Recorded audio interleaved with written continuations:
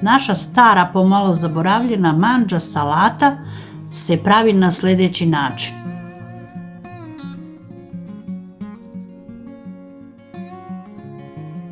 Jedan paradajz isečen na komade.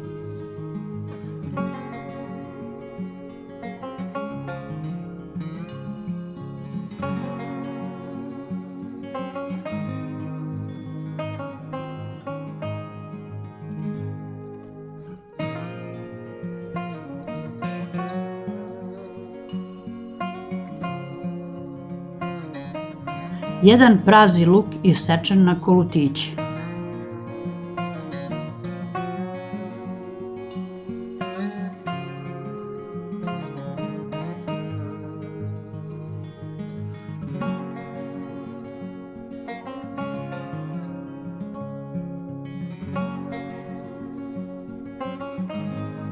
Jedan krastavac oljušten, posečen na pola po dužini pa na kolutove.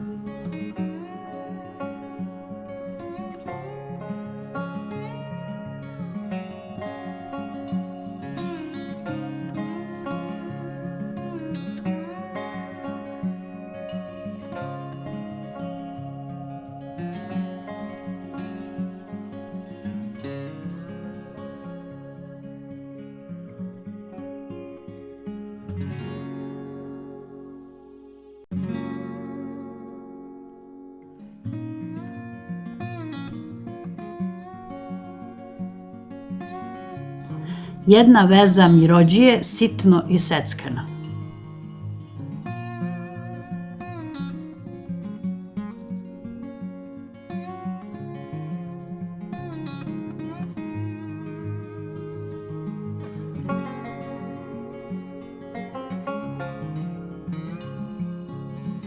Sve ovo stavimo u jednu činiju, dodamo so i ulje.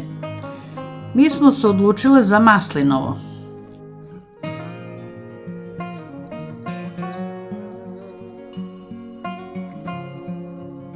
I naša mandža salata je gotova.